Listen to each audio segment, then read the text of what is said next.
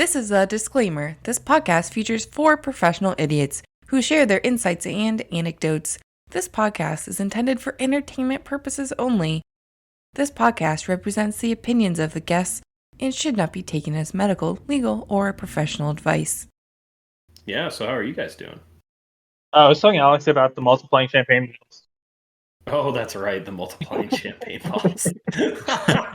That you're like Airbnb. I'm always surprised that you have so many people stay and they just leave alcohol. Right, yeah. I didn't know this was a thing. Alex is like, why don't you just look at the food next to people? I'm like, I tried that. They multiplied.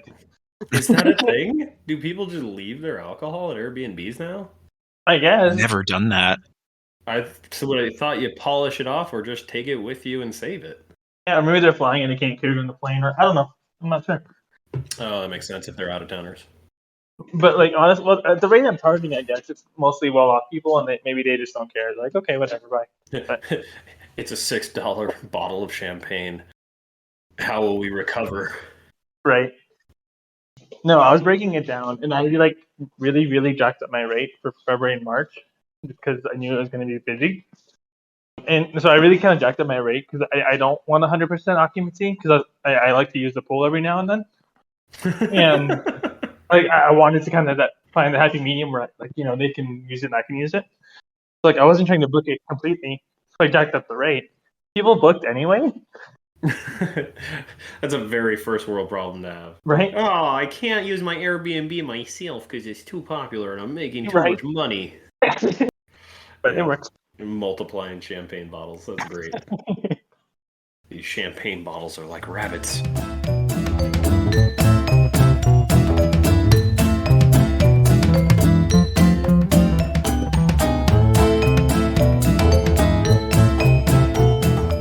Welcome, listeners, to Overqualified Idiots. Welcome back.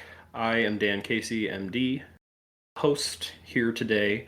I am joined, as always, by Ben Mishler, our resident rocket scientist. Hello. Alex K, our soon-to-be Esquire, or JD. Hello. Which I learned last week. And then joining us today is PJ, our retail pharmacist. Yep, resin drug dealer on the corner. Hello. So, today's episode... Actually, you know what? Small talk. How's everybody doing? Anybody got anything exciting or new in their world? I'm going to be physically at work soon. So you say you're going to be physically at work? Yeah, I've been on telework up until this point for my internship, and now I will physically be getting to go down there, so that'll be fun. Are you looking forward to it? Because I mean, obviously, I don't know what your internship does or the flow of it, or even if you like it, but it seems like the general consensus is most people do not want to return to a workplace or an office. Just based on the place that it is, it's going to be at least novel and interesting to go down there. But beyond that, it's not that far physically from where I am. And it's voluntary in person, so I can always reach out a day in advance and just be like, "Hey, I'm thinking of doing telework on Friday. Is that all right?" And it sounds like they will not be enforcing it. So it's kind of the that's awesome. best of all possible worlds. Yeah, That's amazing. Great.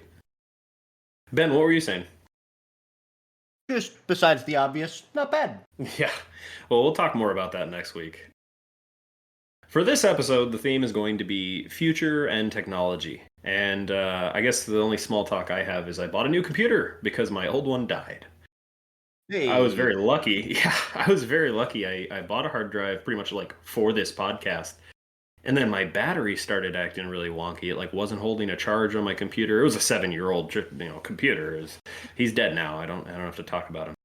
Basically, 2 days before it just officially died, I backed up my entire life, everything onto a 2 terabyte. I can't talk today. 2 terabyte drive. Terabert drive.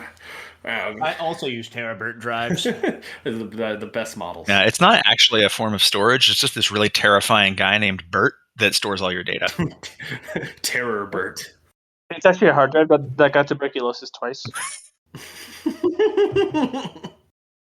That one got me. So I backed up the last 11 years of my life of projects, presentations, lectures, and obviously just important documents, taxes, etc. and I did it 2 days before my computer. Like, it's not dead.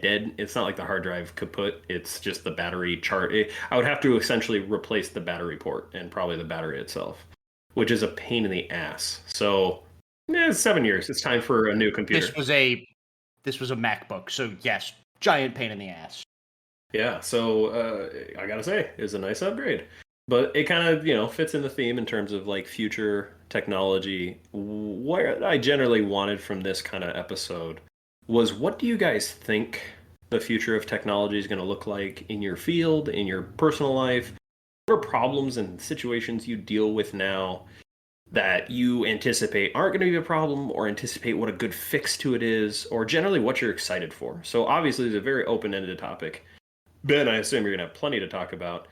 I feel like I'm not. Tell me when to shut up. Tell me when to shut up. Just You're cut off. I'm gonna have to intersperse my stories. Mute his mic. Fix it in post. It's okay. This is your show, Space Cowboy. You take it. I probably actually won't have as much to talk about, because I feel like the future of technology and medicine isn't necessarily like, oh, holy brand new ideas. It's probably to be more like improving on the ideas and a lot of foundational things we already have. So whoever wants to take the floor, I'm just excited to listen and hear what people, assuming the world doesn't end in nuclear winter anytime soon, what the future of your respective field is going to look like. So that Ben does not suck all the air out of the room with his rocket science nonsense, I can go first. Yeah, Alex. I was gonna wait. I could sense your tension and your I can feel the anxiety, but or maybe it's just the excitement. But Alex, I am curious, especially with law.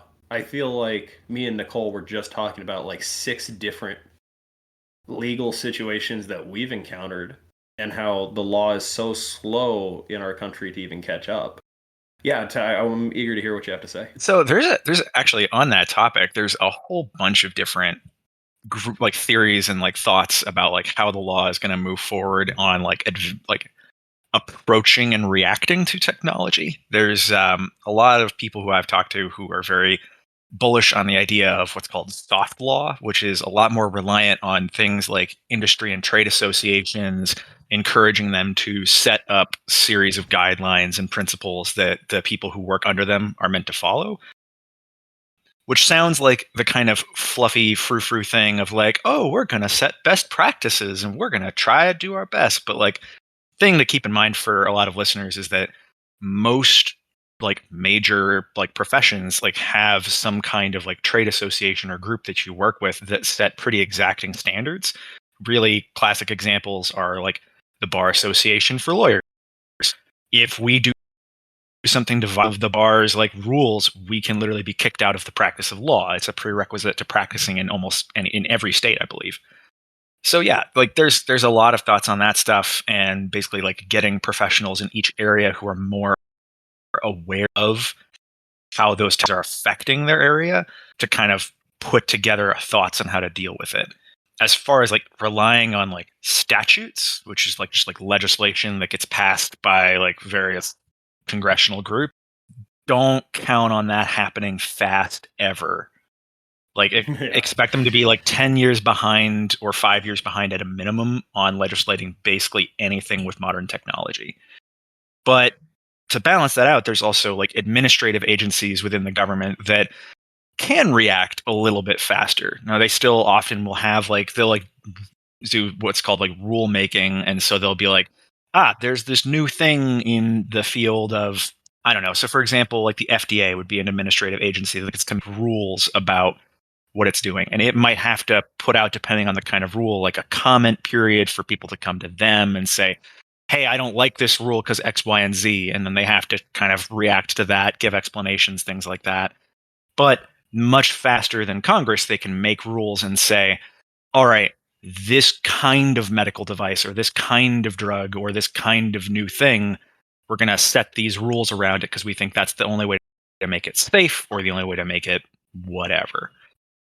Oh, I didn't even know about that. This seems more realistic in terms of actually getting sort of, it almost sounds like guidelines more so than laws.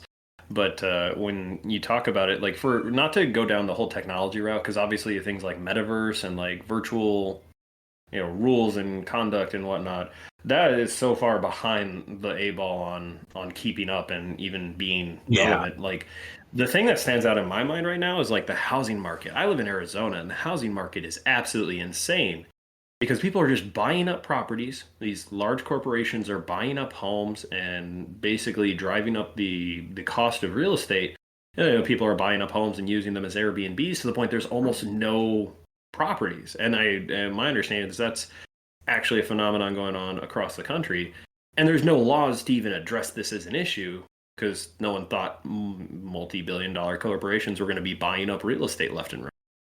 Yeah, I mean, a lot of that's just like coming down to a political issue of like there's groups of people that feel very strongly that really, really strong and explicit property rights are more important than people sometimes. And like, I know that's going to sound really glib to anybody of particularly libertarian bents, but like, it's true that sometimes we need to worry about how someone else's property rights impact someone else. And the idea that I can own 500 houses while a bunch of people are going homeless in the very same community is a little bit weird. It's very disparate, yeah. But yeah, as far as the administrative agency stuff, kind of getting back to that, just so that you know, like those are less guidelines. So there's several layers of law when it comes to these kinds of things. But administrative agencies create regulations, which is what you've probably heard of like, oh, get rid of all these regulations, blah, blah, blah, blah, blah. There's literally a giant compendium of every regulation ever put forward by these agencies. It's the Code of Federal Regulations. If you need to look something up, it's under what's called the CFR, the Code of Federal Regulations. And everything that these agencies do is written down there. So you can always look into those things on your own, those kinds of stuff. But yeah, and as far as like tech issues, like agencies and soft law are probably the most quickly able to react sides of things, but they're still not fast. And the rate of change has been so fast that it's just, we're all way behind of where we need to be in terms of regulating these things. Like classic example is like your computer, Dan. Why is it so expensive and difficult to replace the battery on a computer? The right to repair. Right to repair. Right to repair, exactly. Like we've been letting people. Thank you, Apple and Tesla. Yeah, Apple, Tesla. Like we keep like giving them like rights in things where it's like the sole purpose of this patent or this idea or this structure is to kill interoperability and make it so that I can't share or use things between people and I have to pay more to those companies. And like, should we be incentivizing or allowing that behavior? I think that's a very open question, but pretty much I would argue no. But science and technology, we're way behind on like handling a lot of what needs to happen with it. Do you see any? I mean, obviously, a big open-ended question. What do you think is the solution to playing catch-up, if there is one?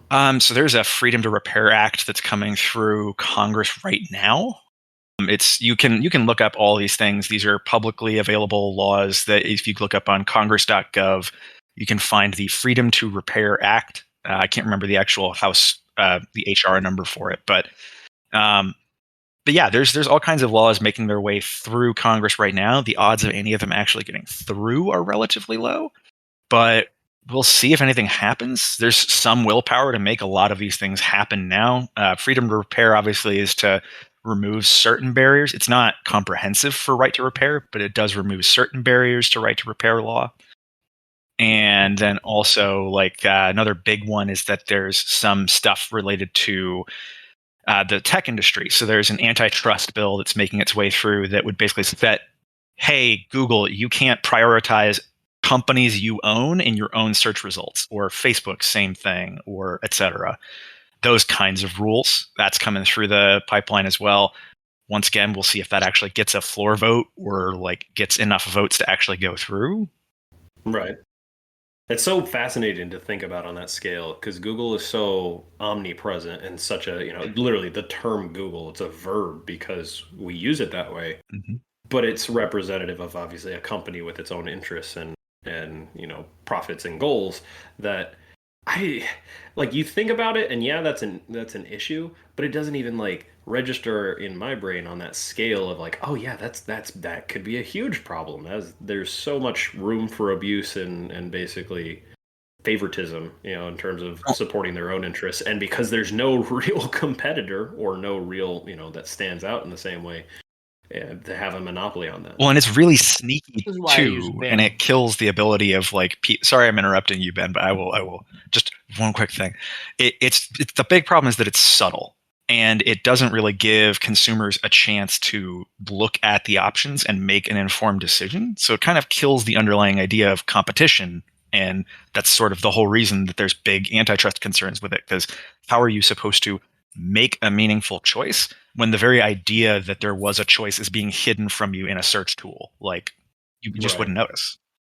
You can't address a problem that you don't even know exists. Exactly. And a lot of people just don't know that this exists. Ben, what were you gonna say? Oh, I was just making a naff comment. Just a nice chide remark at Google. This is why I use Bing. I actually use Bing. I use Google like everybody else. Gotcha. Oh yeah, Bing exists. I remember there's a meme where it was like in 2017 or something. There was like you see the graphs of the most like search for engines, and there was like the tiniest little blip for Bing, and somebody's like commented just like, "Oh wow, 2017 was a big year for Bing." I mean, I use Bing all the time to this day. It's to find Google. Come on, guys. Yeah, everybody knows that like when you get your first web browser, if on my Mac it's Safari, I don't think I'm actually lying when I say the first thing I Googled was downloading the Google Chrome. Yeah. I will say, to be fair, and this is, I have a friend who is pretty deeply works for Microsoft, but the new Edge browser is actually based on Chrome. It is Chromium, and which is the open source version of Chrome. It's made of Chromium. It's, from what I've heard, it's actually pretty darn good. Huh. So, Okay. like, I haven't switched yet, but I'm legitimately considering it because there's kind of no reason not to Oh, try it yeah, out. isn't it reasonable to just check it out? But Ben, we're talking a lot about tech. Obviously, rocket science, the final frontier, space, etc. I mean, there's always Elon Musk and his multiple companies, and there's so much to talk about. I don't even know where to start, so I'm just going to let you take the floor and talk about what you're most excited about. Oh boy. Well, I mean, there's a couple different directions I can go. We are we are going back to the moon within the next decade. That's seemingly going to happen no matter what, which is fine. I'm very okay with that. The International Space Station is still getting very old, and because of current events, we're recording this in late February to put a timestamp on it since things will likely dramatically change. The International Space Station is getting decommissioned in 2035. That's And crazy. I had to maybe look it it's- up because I was like, I was a kid when that launched. It was Uh-huh. 1998. I was like, I remember that. Like, May- holy cow. I think that's the right year, but there's plans to get replacement stations up there in several ways.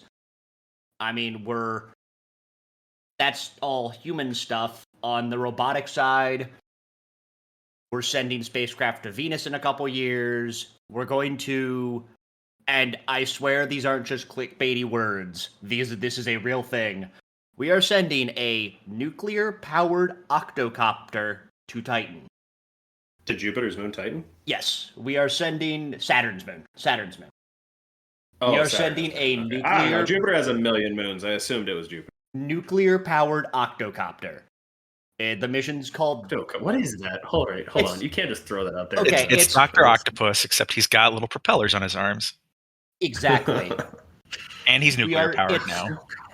It's basically like we're sending a drone. So Yeah, currently, okay, that's what I'm looking it up now, and everything that pops up looks like drone. currently we have a tiny little drone called Ingenuity on the surface of Mars, and it's working great. but it is going to die because it is solar powered, and it's going to hit the time when not only is there less CO2 in the atmosphere, so it is way harder to fly, it's just going to run out of power. But Titan has a incredibly thick atmosphere, and it is decently sized, and so it has low gravity, but it has low gravity. So, yeah, we're gonna send this big ol' eight-rotored, like, helicopter to Titan. That's pretty cool. Yeah. Isn't that a Spider-Man villain? Dr. I think Alex Octopus. made that joke. Yeah. Yeah, Doc. Too late. I already got to it, PJ. I beat you. Oh man. Talk about pretty much any of those, so I guess instead of me just blabbering on, if people have questions they want to ask me about any of those, like robotic exploration, human exploration. Well, I guess that's a good point, because now drones, it almost makes it feel like human exploration is, not needed. It's just basically obsolete, because drones can probably do anything we needed to do, just better and without all of the resources and time and energy it would take to send someone to space. When do you think, or is there even a role for like human space travel until it's like, colonizing another planet? Absolutely. So, for instance, we sent a second small car-sized rover to Mars last year. It's just hit its 1-year anniversary there to do science. Happy birthday.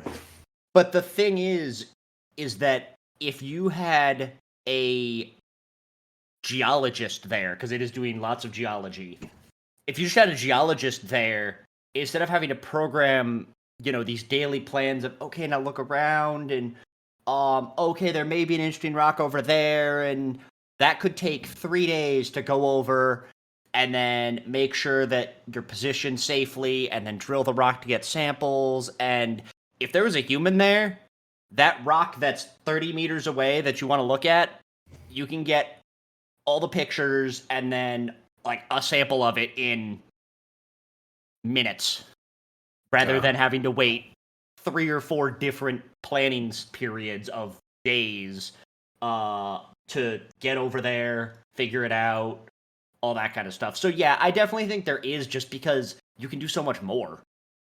Got it. So there's still a potential role. It's just a matter of the logistics and the resources behind it. What, Right. Not to monopolize the conversation more, but like, I guess space travel and, the space race created so much innovation and so much advancement in our own world in terms of day-to-day life. What do you see with the things like, Elon Musk's company and like his boring company trying to create tunnels and solve the essentially overpopulation and traffic problems, with space travel being the goal being, in my mind, at least the way I dream of it, is like recreational space travel. Are there any obvious translations to everyday tech that we see in our lives that we may not recognize as being from the the space race or from the space world? Recently, I mean, that's a little bit harder because you always hear the ones from like the Apollo program of, oh, we got, the hook in it Velcro. That's a brand name though. We got Velcro, we got all these things from the space race, and it's not as like blatant at the moment in terms of just like, well, this thing is new and it's because of the space program. But for instance, there is 3D printing is still pretty big, and there is a company at the moment that is working to 3D print their entire rockets, or all the parts of their rockets, as many as they can. I think it's like 95-ish%. Well, that's actually And really, really impressive. They created a room-sized 3D printer, which is the largest 3D printer in existence. So they're manufacturing literal like spaceship parts the size of rooms? I mean, Or yeah, the device itself is the size of a room? The device itself basically is a room. It is, if you look up relativity, space, and the Stargate, yes, all of the names are sci-fi. Of course. We're Why all wouldn't just they be? nerds. So, but they're wanting to do iterations very quickly, which, because they don't have to, they can just change stuff and have it print something different. And it's theoretically, they haven't launched yet, theoretically, it should work pretty well. So that's one thing, is just ginormous 3D printers. Whenever I hear about 3D printing and think about it, I think back to those old ads in front of movies and whatnot. Like, you wouldn't download a car. And first off, fuck you. Yes, I would. And second off, well, with 3D printers now I can. That's just where my brain goes with that. I was like, I would absolutely download a car if it was feasible. All I need is a multi-million-dollar 3D printer and the knowledge of how to put a car together. Easy. You wouldn't download a rocket. Well, Relativity Space kind of... Yeah. They did. Yeah, like, God, there's so many rabbit holes to go down. It's almost overwhelming. And I mean, then there's other things like, more up your alley. I mean, we're still learning about how space affects the human body. Yeah, it destroys it.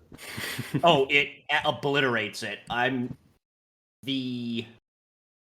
There was the twin study that happened, I guess that was about 6 or 7 years ago, with Scott Kelly and Mark Kelly, where they are identical twins, and one stayed on the ground and one went to space for just under a year. And then there's another person who's going to be staying in space for even longer, another American. I don't recall his name at the moment, so that should give some interesting aspects. Yeah, to flush out what I was saying as far as why it destroys the body, I had to look it up because I knew it was a very short period of time. You lose 10% of your bone density mass, that's not the right word, bone density in less than 3 months in space. Gravity and weight-bearing exercises are so important in terms of, like just to generally, a very layman's explanation. The way your bones maintain their density through the stress of gravity is your muscles resist the forces. The muscles are attached by tendons to the bone, and when the tendons exert that force, essentially tugging on a cover of your bone called the periosteum, that force tells cells to take calcium and put it into the bone. And very dumbed down sort of explanation. Without that, with no actual gravity resisting force, your bones just eat themselves. There's cells called osteoclasts that literally just break down your bones all the time. Bones aren't just like concrete that are inside of you. They're very active. They form, your bone marrow forms all your blood cells, and the bones themselves are they're not just essentially a rig to attach muscles to. They're constantly regulating the amount of calcium in your blood. And if you just leave them alone, they just eat themselves. So, yeah, gravity just destroys you, is basically the takeaway from that. Anyway, sidebar, yeah. Yeah, when I was going through like evolutionary biology stuff in undergrad, there was some theories that I had looked at that were like, oh yeah, like early on, the reason that bones developed was not for structure. It was literally just a calcium storage device. And so that makes perfect sense. That it's just like, it's just a back and forth. You just take and put it back. And the parts of your body that I don't know how important it is to not destroy its own structural integrity. It's just like, I need calcium. I need calcium. It's funny because you think of what is the ideal body? Turns out it's a crab, because crabs have evolved. It's something like 17 times independent carcinization. Of each other. The fact that humans exist in our current form was, evolutionary biology speaking, just a series of mishaps and just like perfect coincidences for us to get this bipedal body with a big enough brain that our pelvis literally had to change so we didn't die. So humans are an amalgam of circumstance, whereas like crabs are apparently the ideal. When you talk, or bones being this sort of, because obviously, crustaceans, they're all, oh my god, what is the term? Exoskeleton. Right? Yeah, they have an exoskeleton. Yeah. Yeah, okay. I had to think about it. I just, my brain was like, what is that word? Where do we keep that? But yeah, I guess I use it as a segue to talk a little bit about medicine. It's hard to talk about the future of medicine without talking about the past, because even just being like, I don't know, 6 years out of med school now. God, how many? No, not even 5 years out of med school. There are things I learned that were like gospel truth that are now just like, oh yeah, we don't do that anymore. Turns out that doesn't help anyone. And the amount of things we've learned, how far we've come in the medical field, like bloodletting was 100 years ago. Like it was not that. The concept of like humors and, trying to balance the amount of different types of fluids in the body. Like we learn them almost as if they were like a religion in the distant past, but it was literally like a couple generations ago. Now, Dan, these sound like the theories of someone who's got a little bit too much black bile in their system. That's what I think personally. Yeah. Dan, we need to drain you. But to your point, like when I was in pharmacy school, Yeah. we were talking about how my dad's a pharmacist. I think we mentioned that last time. Yeah. I'd be learning X, Y, Z. He would look at it and be like, "What? I never learned that." Or just like random things that are like, "Hey, this is not something we ever do." He's like, "I used to do that all day long." Huh? I guess that changed. Yeah. Like Dan, have you heard of chloramphenicol? Say it one more time. Chloramphenicol. It's in like an old timey that sounds old as shit. Antibiotic basically, and it gives you really bad permanent hearing loss, among other things. It's not used anymore. Yeah, that sounds. And like I was going through one of my textbooks, and it said, "I'm pretty sure I just said it. So don't use it anymore. This is what it does." And my dad reads it. He's like, "Well, you pretty much used to put that in a water supply." But okay, cool, good to know. We almost put that in the water. I was wondering. Yeah. I was wondering about some of those things because I remember making in an OChem laboratory like chloramphenicol or something very similar to that, like something with a very similar name. And I was like, I don't even know what this is. Does anybody use this? And I could never find out what exactly it was. Just old-timey medicine, as it turns out. Yeah, and part of it was like the third world, first world thing too, because he practiced in India for a long time. So like there's diseases and treatments there that we just don't see here, but also times have changed as well. So both things. Yeah. And the interesting thing about medicine changing, I think, going forward, there's a lot of fine tuning. I don't feel like there's a whole lot of like, oh, this brand new thing. That happens every once in a while. Like, for example, while I was in med school, there was a whole new class of heart failure drugs that came out. And when they came out, I was like, it was a big deal. I was wowing my attendings by like, oh, yeah, and this is an option for this patient with heart failure. They're called ARNIs. I do not remember what they stand for, ARNI. But basically, the new medications that come out are very, novel, and they're pretty few and far between. I think probably the field where you see the most innovation is actually like cancer treatment. But to kind of tie it back, I think current standards in like cancer treatment, it's just like when I think of like, oh my God, how did they ever get to the concept of like bloodletting and draining people of their blood to treat illness? I'm like, well, cancer treatments are literally killing your body, but hoping you kill the cancer faster than you do the actual person. And at least the early and to some extent, current cancer treatments and, chemotherapies. A lot of what's exciting to me in the future of medicine is a lot of like the radio labeled and radio tagged type treatments where we're discovering markers for different types of cancers all the time. And if you can tag that particular protein or cell or receptor, like to give a good example of one that's been around for a while, there's a type of breast cancer, estrogen sensitive breast cancer called HER2/neu, which is, again, an alphabet soup I don't remember because I don't use that part of my brain. And tamoxifen is a drug that basically just blocks that receptor, and then you get treatment while it's not responding to estrogen. And it's a very treatable, very manageable type of cancer. And so it's really exciting to see that type of targeted, very low side effect, low complications type cancer treatments. And I just think those sort of foundations is what we're going to expand on and get better in other types of cancers. Because really the best way to treat cancer is to catch it early. And to use kind of the big, example in the room, pancreatic cancer, the reason it's so lethal, it's so, end stage is because we catch it so late. Even when we catch it early, which pancreatic cancer, it's a very aggressive type of cancer, but it's in a part of your body that literally just doesn't feel anything. So frequently the biggest complaints that people come in with pancreatic cancer are like indigestion and stomach problems or back pain. And who the hell doesn't have either, in your 30s or what? So, because it's what we call a retroperitoneal organ. So it's literally sitting on the front part of your back. So if it's spreading, it's often spreading, either metastasizing to other parts of your body or spreading into your back. And the other place it can spread, and the time it's actually most early caught, is when it's in the head of the pancreas, where the pancreas attaches to your small intestines. So if it grows in the right direction and involves your small intestines and causes an intestinal blockage, which sounds awful, it's actually the best case scenario, because then you catch it and you can treat it the surgery for it is huge and has lots of complications down the road, but they're dying. So I think the exciting thing is, in my mind, and what I picture the future of medicine being, is that screenings are going to become more effective. Like I said, finding markers for cancers, risk factors for cancers, the genetic mapping of humans.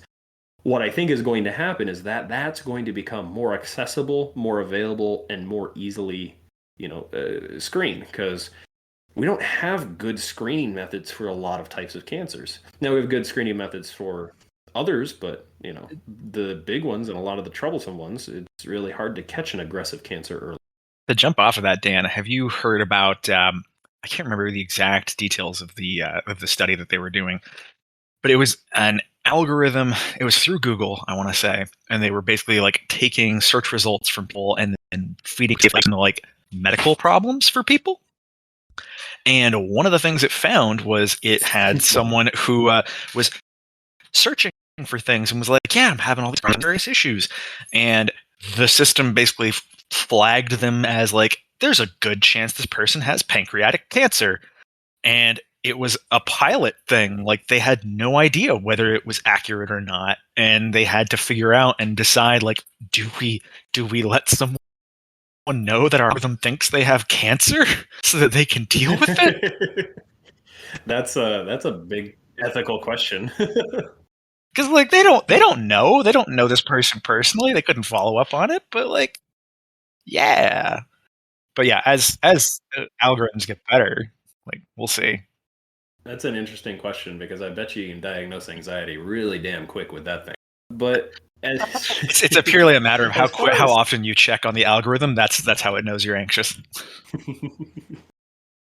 Am I going to die? ? Diarrhea. No, but you have anxiety. Yeah, there you go. Yeah, it's interesting because the ethical part of that is, you have somebody's data and you know what they're doing and what they're searching for, and you have to admit to, oh, hey, we've been screening this and we know this. But at the same time, hey, maybe you should go seek medical care for this potential, maybe, I don't know, problem. That is, but, I'm always surprised at how symptomatic algorithms can be quite accurate when they're from a third-party source. Because when you start doing the WebMDs of the world, it's like, oh, I got a headache. You have a brain tumor. Oh, I've got stomach pain. Yep, definitely cancer. So the algorithmic, the search engine type one, I don't know how practical it's going to become. I don't know if they're ever going to actually be used. I would not be shocked if they are surprisingly accurate, or at least sensitive in terms of picking up, the right symptoms and the right situations. Would be this person has a 92% chance that this is what's going on. I would not be shocked by that at all.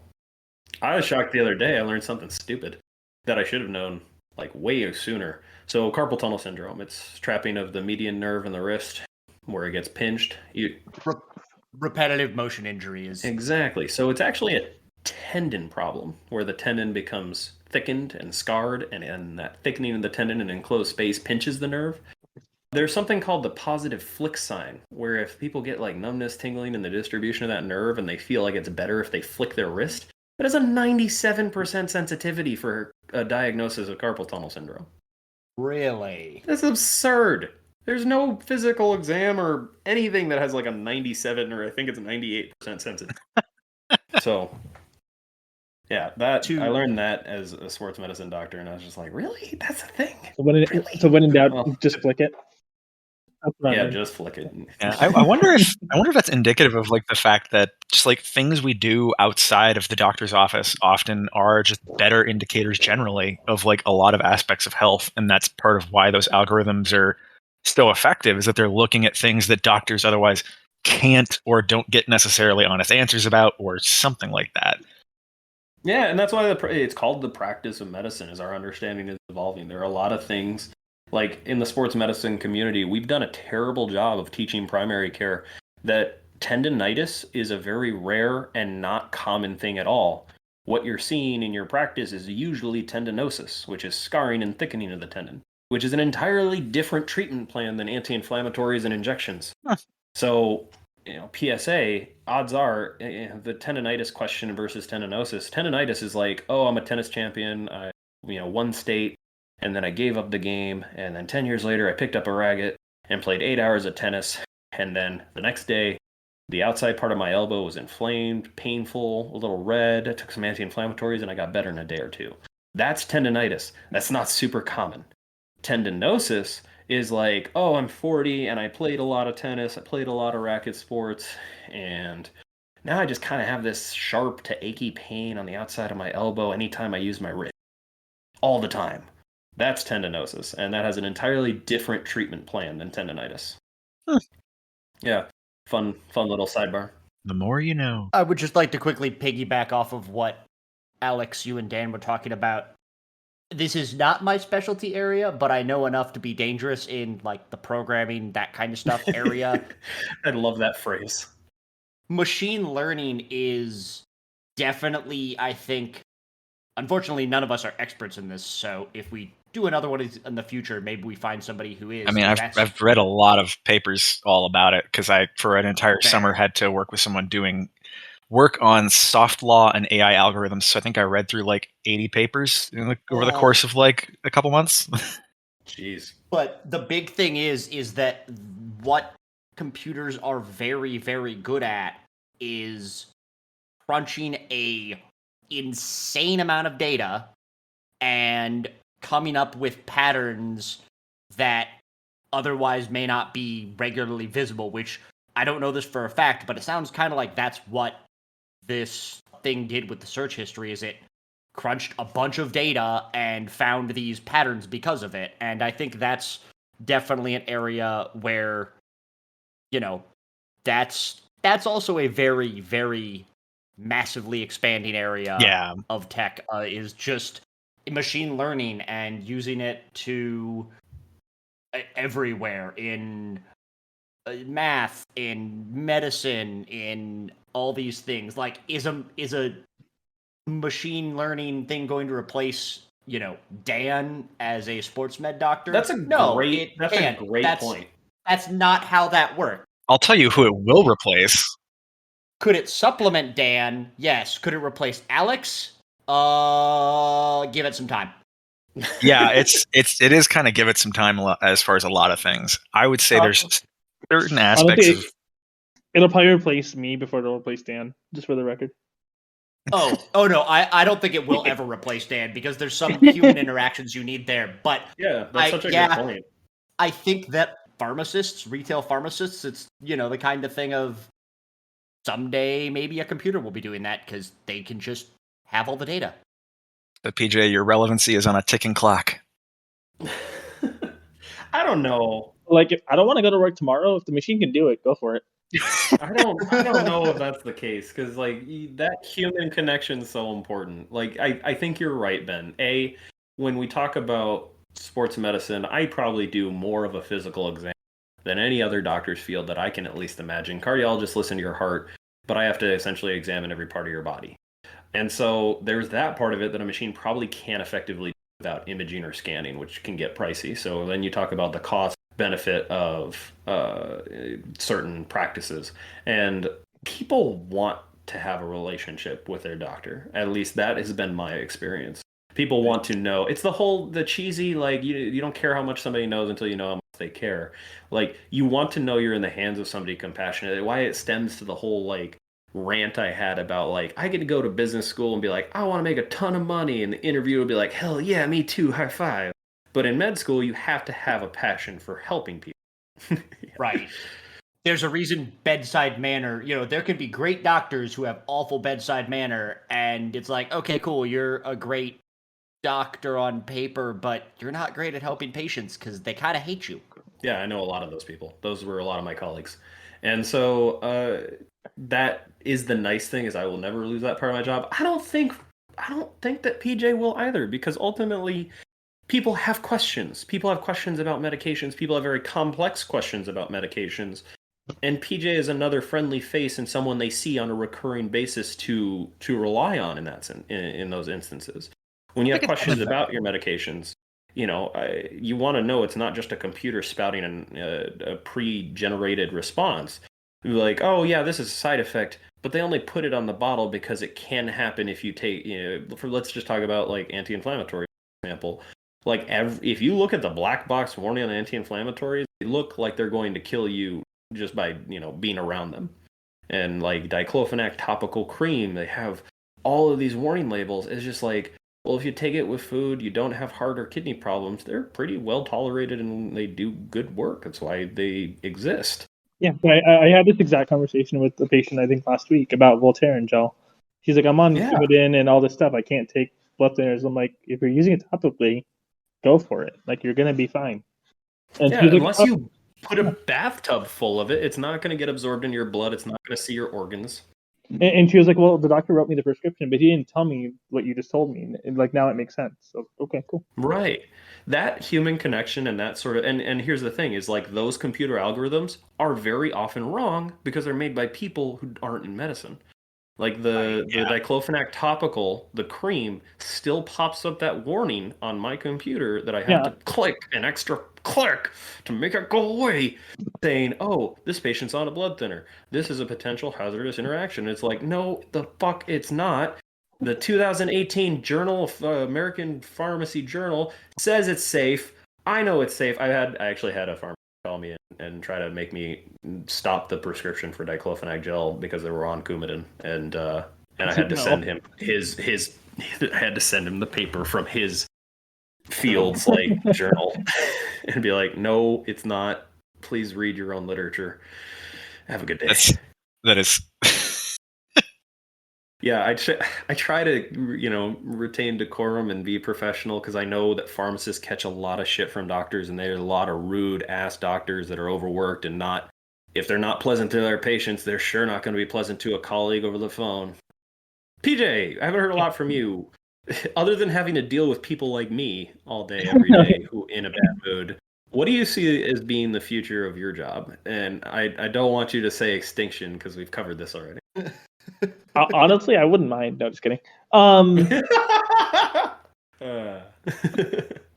But honestly, like a lot of companies are moving towards. So I don't know if even Dan would be familiar with this part, unless like Ramon told you or something.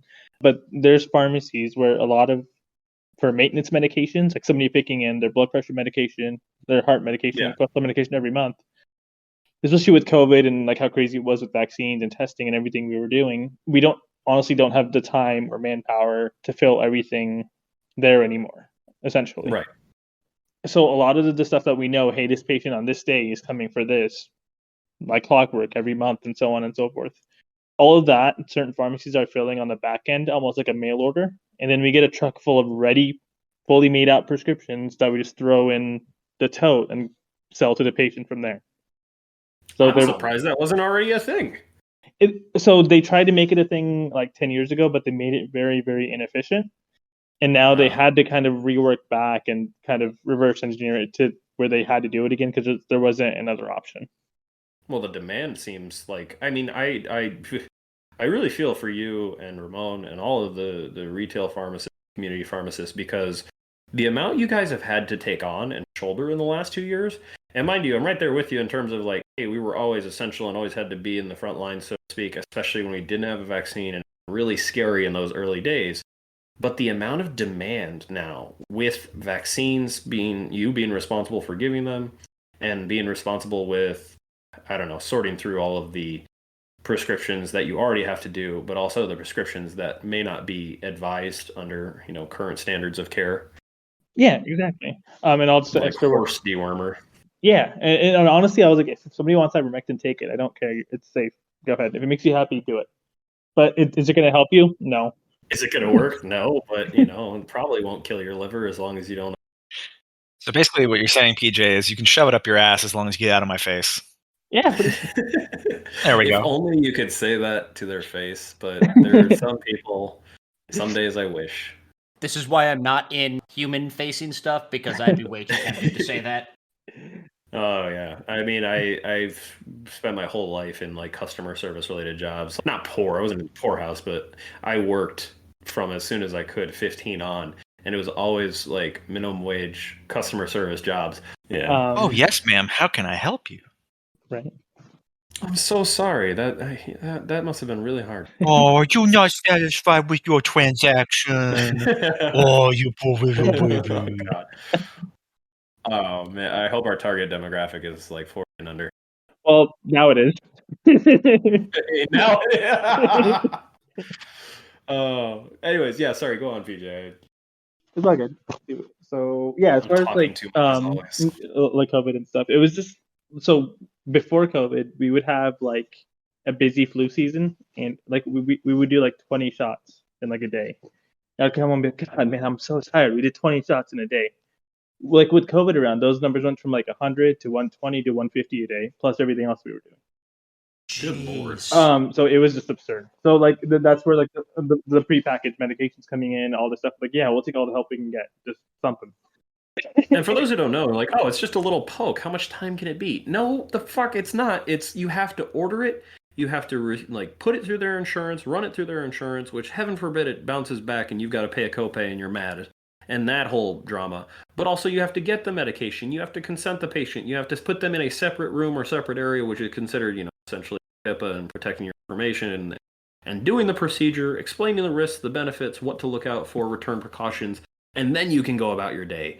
For 100 to 150 people. By the way, And it's the pharmacist who has to do it. the doses also have to be mixed, if I'm not mistaken. For And one they of them, can't, yeah. you can't just For one. pre-mix them. Which, by the way, do your pharmacy techs get training where they explicitly can mix medications? Yes. So there's Okay, good. different levels of techs, and pretty much for my techs, even though they're trained to do it, I feel comfortable. Like I don't feel comfortable with them doing it on their own, so I mix for them. Oh, gotcha. Yeah, I had a medical assistant in residency. It was really funny. He and I got along great, and he was not certified to mix medications. It was just one of the trainings he hadn't gotten at a certain point. And so when we would do GI cocktails, just to essentially it's like lidocaine mixed with Midol to calm down an upset stomach, he would bring me the medications and I am not qualified, and then bow and walk away backwards while bowing, and then I would dramatically pick up the 2 little Dixie cups of medicines, make eye contact, like maintain eye contact with him after he finishes bowing, and then just pour. And that's what I'm qualified to do. It's everything I learned in med school. But yeah, there's enough like safety checks and double checks in there that's all fine as long as we have the manpower to actually do it. Is the hardest thing. But I have a question. Are you both sure that you're doctors and pharmacists and etc.? Because it sounds like you're just a bartender. You're mixing cocktails and giving shots and like, what the hell? What is this? So I've always been introduced as a pharmacist by Dan, but even today, if you go back and listen, I corrected him and said drug dealer. I never said pharmacist. True. That's twice now you've done that. That's true. You're right. Last time I checked, there's still MD at the back of my. I have my diploma behind me. Okay. Yeah, it still says it. Okay. Hasn't gone away yet. As far as I know, the D in my PharmD is still doctor, despite what my dad says. So yeah, that's a separate certificate on a different. That one's written in crayon though. Crayon or crayon? The official crayon. Okay. Do you see any other solutions to kind of that backup? Because that's a huge problem. That's obviously not just a you problem. That's every pharmacy everywhere. And considering how understaffed medicine and pharmacy is as a whole, just knowing as many pharmacists as I do, this is a global, global, countrywide, national problem where understaffing and supply chain and you name it has not gotten solved in any capacity. I mean, as far as the vaccine part and like the workload has gotten better, just because everyone who kind of wanted a shot or boosters kind of gotten theirs by now. By the time the next booster comes around, who knows? But at least that last week was way better than like a month ago. Yeah. It's kind of interesting. It almost feels like COVID's over in a way, but I say that, and I've said that in the past too. So I obviously, take it with a grain of salt. The numbers are much better. It's more reassuring this time around. Yeah. With other current events going on, which we'll cover next week, I think, in much more detail. COVID has not gotten the spotlight as much. I mean, we're just waiting for the Omega variant, Dan. Omega variant. Oh God. Yeah. What comes after Omicron? No, it's like iPhones. I'm still waiting for the Delta Plus Pro to come out. That's the one I want. I was gonna say it's like Street Fighter versions. Turbo. Yeah, can we get the Omicron 2 Turbo edition, arcade edition, please? With a side of fries? It's Omicron 5G. Yeah, 5G, the remix edition. Oh God. Featuring Dr. Dre. Can you imagine how insufferable the 5G caused COVID people would be if it turned out that one of the variants ended up being caused directly by 5G? Now, like, you weren't right before. This doesn't make you right now. Get out of here. No, it caused it. But PJ, to kind of get towards wrapping up, do you see any potential solutions in your day-to-day in terms of like what technology or advancements would solve some of these problems or at least lighten the burden? And how do you foresee solving them? Don't worry, you're just going to solve the national crisis right now. Honestly, like technology's doing what it can already. Like compared to the staffing we needed to fill 100 prescriptions, even in my career, like 10 years ago, has changed today from what it was. It's at least maybe 30 to 40% of the manpower that we needed 10 years ago. So technology is helping. But at the same point, it's a corporation, it's a business. So they see that and they cut back that much. So it, like the workload to like what I do evens out or is even gone up. But that's not because technology can't keep up. It's just, it's a business. Yeah, so that's why I just don't think that human element's going to go away anytime soon. Are there going to be computer algorithms that do what I do but better? Yeah, for sure. I'm sure we're going to get to that point. Maybe not in our lifetimes, maybe. It's considering how fast technology is moving.